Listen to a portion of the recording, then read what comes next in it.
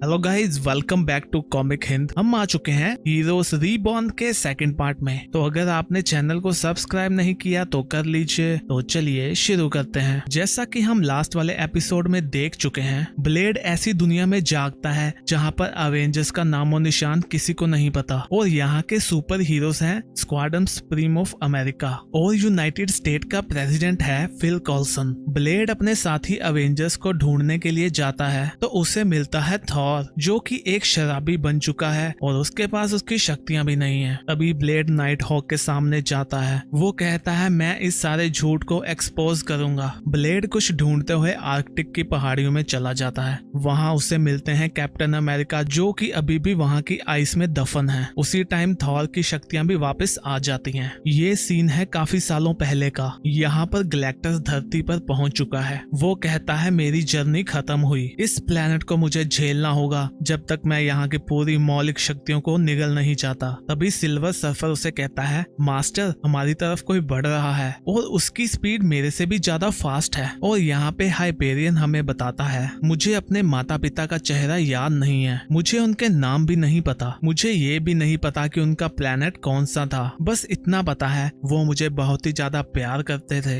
वो rocket ship इसी बात का सबूत है जिसकी वजह से मैं यहाँ पे आया। उम्मीदों और संघर्षों से भरी हुई लैंड पर मेरे पेरेंट्स का बाकी सब मुझसे छीन लिया गया जब एक सबको खत्म करने वाला खूनी हमारे प्लेनेट को खा गया। आज उनका दिन है, ये साबित करने के लिए कि उनका मरना फालतू नहीं गया। मैं प्रे करता हूँ काश वो ये सब देख सके। अभी हम देखते हैं कि हाइपेरियम आता है बहुत ही स्पीड से और वो गैलेक्टस का सर फाड़ते हुए चला जाता है। यहाँ तक कि सिल्वर सर्फर भी उसको नहीं रोक पाता। ये है अभी का टाइम। जैसे कि हमें पता है वो एक स्कूल में हिस्ट्री का टीचर भी है। वो देखता है कि किसी ने आंसर की शीट में लिखा है वर्ल्ड वार 2 के रहस्य के बारे में हमें कभी नहीं पता चलेगा कि कैप्टन अमेरिका को हुआ क्या था। वो कहता है कि ये तो एक मिथ है, इसको C+ ग्रेड मिलेगा। वो बताता है कि जब भी मुझे अकेले में टाइम मिलता है मैं इसको एंजॉय करता हूँ। ज़ाडा तो कहती है कि हमें एक उड़ने वाला किला बना लेना चाहिए और वो भी कहीं मिडवेस्ट में जाके और लोग उसको नंगी आंखों से ना देख पाए। मुझे लगता है उनके यूटोपिया इसलिए में ऐसी कोई टेक्नोलॉजी हो सकती है, बट मैं इस मिट्टी से दूर नहीं जाने वाला। मैं यहाँ हूँ लोगों को बचाने के लिए और उनकी सेवा में। मैं कोई गॉड नहीं हूँ जो आसमान में जाके बैठ जाए। मेरा नाम है मार्क मिल्टन और मैं 9वीं क्लास के बच्चों को अमेरिकन हिस्ट्री पढ़ाता हूँ। तभी उसको कोई इमरजेंसी के लिए बुलाता है और ये होता है डॉक्टर रिचर्ड, जो कि है शील्ड लैब से। वो कहता है कुछ गड़बड़ हुई है हमारे नेगेटिव जोन पोर्टल में, प्लीज जल्दी आओ। तो वो तभी वहाँ पहुँच जाता है। वो कहता है रीड, मुझे अभी ये मत कहना कि वो भाग गया। कहाँ है डॉक्टर डूम? वो कहता है तुम चिंता मत करो, वो तो अभी भी लॉकडाउन में है। तो हाइपेरियन कहता है फिर क्या हुआ मुझे बताओ। तो वो कहता है वही हुआ जिसके लिए मैं कहता था। मैंने कहा था ना कि ये नेगेटिव जोन बहुत ही ज्यादा अनस्टेबल है। ये यूनिवर्स किसी जेल बनाने के लिए नहीं था। कोई वहाँ से भाग गया जब तुमने डूम को वहाँ भेजा। उन्होंने उस यूनिवर्स के बीच में टिश्यूज का पंचरिंग करी होगी। हमारे अंदाजे से वो ऐसे ही भागे हैं। उसका साथी भी कहता है बिग गाय तुम उसको पकड़ लोगे, जाओ। हाइपेरियन कहता है मैंने अपनी एटॉमिक विजन के साथ 50 स्टेट्स को देखा।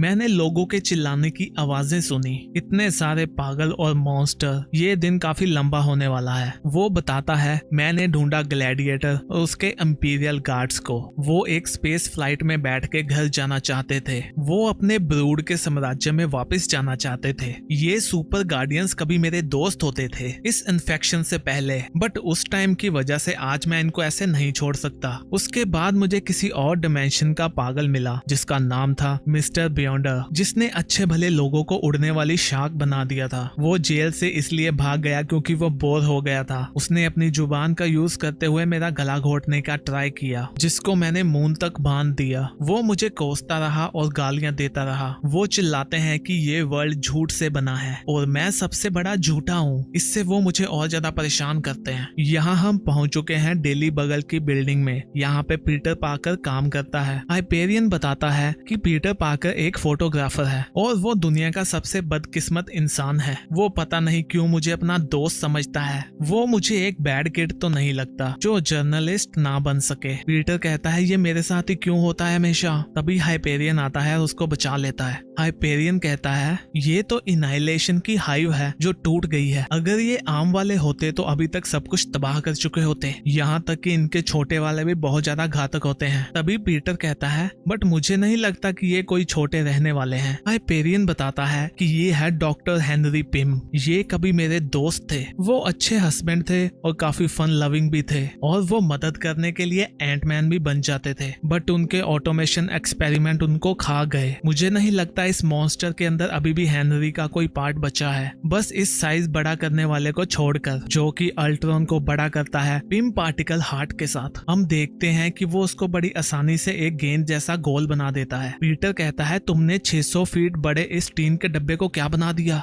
हाइपेरियन कहता है शील्ड के टेक यहाँ आते ही होंगे, उन्हें कह देना कि नेगेटिव जोन का ऑलमोस्ट ये आखिरी विलन बचा है। विंटर गार्ड और उसके विडो गार्ड को, नमोर और म्यूटेंट फोर्स को मैंने डिटेन कर लिया है, बस अभी एक बचा है जो कि सबसे ज्यादा वर्स्ट है। ये सीन है उसी के हाई स्कूल का। वहाँ बच्चों के सामने कोई है और वो उसको रिकॉर्ड कर रहे हैं अपने मोबाइल में, जो अजीब सी भाषा बोलता है। वो कहता है मैं उस वर्ल्ड में ग्रेट था, मैं बिल्कुल सही था, मेरे दुश्मन भी नहीं थे, मैंने हिस्ट्री को नहीं चेंज किया, बट मैं ही हूँ जो देख पा रहा हूँ, मैं सैड नहीं हूँ। हम देखते हैं कि ये होता है हल्क। वो कहता है मैं पागल नहीं हूँ, पागल तो कोई और है। हल्क को ये नहीं पता लग रहा कि बाकियों को ऐसा क्यों नहीं दिखाई देता। तभी वहाँ पे हाइपेरियन आ जाता है। वो कहता है बैनर इन बच्चों से दूर हो जाओ, और वो उसको वहाँ से उड़ा के ले जाता है। हाइपेरियन बताता है कि ब्रूस बैनर एक चलता फिरता गामा बॉम्ब है, वो तबाही मचाने वाले गुस्से से भरा हुआ है। अभी तो लगता है वो बिल्कुल ही पागल हो चुका है। वो उसको पीटता है और पूछता है तुम्हें मेरी गुप्त पहचान का पता कैसे चला। तो हल्क भी उसको पंच करते हुए कहता है मुझे बहुत कुछ पता है। वो चिल्लाता है ये वर्ल्ड गलत है, यहाँ के लोग गलत हैं, मेरे दोस्त कहाँ हैं, अवेंजर्स कहाँ हैं। तो यहाँ से हमें पता लगता है कि हल्क को भी अभी सब कुछ याद है। हाइपेरियन खुद को छुड़ा लेता है। वो कहता है बहुत हो गया, मुझे ये काफी टाइम पहले ही कर देना चाहिए था। वो सोचता है कि मैंने हल्क को बहुत ही मौके दिए कि क्या पता ये अच्छा बन जाए, पर मैं ही पागल था। वो मुझे मारना चाहता है, मैं उसकी आंखों में रेडियो एक्टिव आंसू देख सकता हूँ। वो इतना शक्तिशाली है कि वो ऐसा कर भी सकता है। हल्क उसको किक करते हुए कहता है तुम्हें अपनी आंखें खोलनी चाहिए, मुझे अपने दुश्मनों का पता है और दोस्तों का भी। वो उसको गले से पकड़ लेता है। वो कहता है तुम मुझे खुश करो, तुम हल्क को खुश करना चाहते हो ना।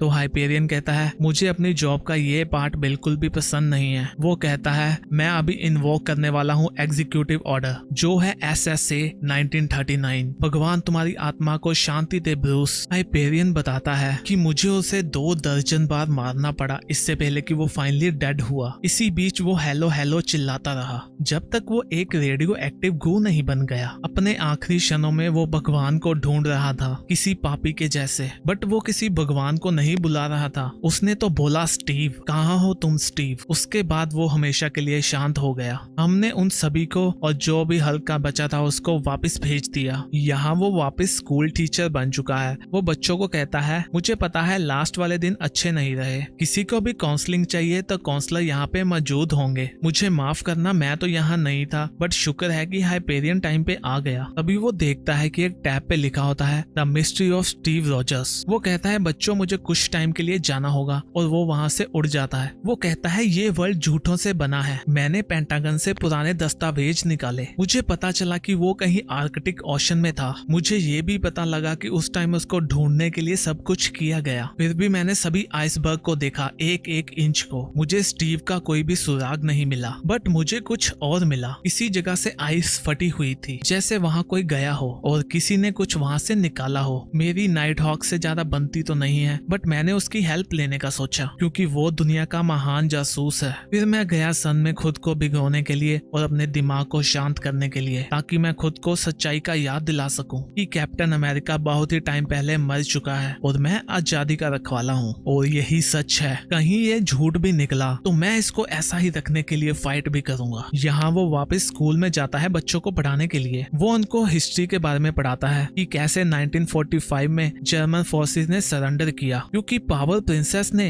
हिटलर का सर धड़ से अलग किया था। 4 महीने बाद जापान ने भी घुटने टेक दिए क्योंकि नमोर ने उसके कोस्टल एरिया को खत्म कर दिया था। तभी उसे कुछ सुनाई देता है। वो कहता है 1 मिनट बच्चों। उसकी क्लास के पास एक आदमी बैठा होता है। वो हाइपेरियन बन के वहाँ जाता है और पूछता है क्या मैं आपकी हेल्प कर सकता हूँ। तो वो आदमी कहता है शायद नहीं, बट शायद मुझे हेल्प तो चाहिए। मैं तुम्हारे हिस्ट्री के लेसन को सुन रहा था। तो हाइपेरियन कहता है क्या आपका कोई बच्चा है यहाँ पे जो पढ़ता है। तो वो आदमी कहता है नहीं, मुझे तो ऐसा चांस ही नहीं मिला, ये भी एक चीज है जो मुझसे छीन ली गई। तो वो कहता है आपको यहाँ से जाना होगा। वो अपनी एटॉमिक विजन से उसको स्कैन करता है बट उसको कामयाबी नहीं मिलती। वो आदमी जाते हुए कहता है ये एक अच्छा स्कूल है जिसने अपना सुपर हीरो रखा हुआ है। तो हाइपेरियन कहता है सर मैं आपको जानता हूँ। तो वो आदमी कहता है मुझे थोड़ा डाउट है, मैं तो बस एक बूढ़ा होमलेस वेट हूँ, दुनिया जिसे भुला चुकी है, जो एक दिन उठा और उसे लगा कि वो काफी कुछ भूल चुका है। तो वो कहता है ऐसा क्या है? तो वो आदमी कहता है सच्चाई, तुमसे मिलके अच्छा लगा। वो अपना हाथ बढ़ाता है। हाइपेरियन कहता है ये मुझे हर्ट किया, इस आदमी के आसपास मुझे कमजोरी क्यों फील हुई? वो कहता है सर मुझे आपको अपने साथ लेके जाना होगा। बट तभी वो इंसान वहाँ से गायब हो जाता है। ये होता है ब्लेड जो उसको वहाँ से खींच लाता है। ब्लेड कहता है मुझे पता है ये बहुत कुछ था जानने के लिए, बट अभी हमें भागना नहीं है और ना ही लड़ना है। तुमने इस वर्ल्ड को देख लिया ना, मुझे ये बताओ तुम्हें ये सही लगता है? तो हम देखते हैं कि ये होते हैं कैप्टन अमेरिका। वो कहते हैं पहले के लिए माफी चाहता हूँ, तुमने मुझे जगाया और मैंने सामने एक वैम्पायर को खड़ा पाया जो मुझे बता रहा था कि इस वर्ल्ड में सब कुछ गड़बड़ हो चुका है। तो मेरे दिमाग ने कहा कि इसको पंच करो और यहाँ से भाग जाओ, बट ये तो बहुत ही ज्यादा गलत है। उस आइस में बैठे हुए मैंने पता नहीं क्या और मिस किया है। हम देखते हैं कि वो टोनी स्टार्क की एक गन शॉप के सामने खड़े हैं। तो ब्लेड कहता है कैप्टन तुम्हें बैठ जाना चाहिए, मैं तुम्हें सब कुछ बताऊंगा। वो बताऊंगा जो भी चुरा लिया गया है, मैं तुम्हें बताऊंगा अवेंजर्स के बारे में। तो कैप्टन कहते हैं मुझे बताओ मत ब्लेड, मुझे दिखाओ, क्योंकि हम दोनों को काफी कुछ करना है। तो गाइस इसी के साथ ये पार्ट खत्म होता है। नेक्स्ट पार्ट देखने के लिए चैनल को सब्सक्राइब कर लीजिए, वीडियो अच्छी लगी तो लाइक भी कर दीजिए। हम भी मिलते हैं नेक्स्ट वीडियो में, तब तक के लिए बाय बाय।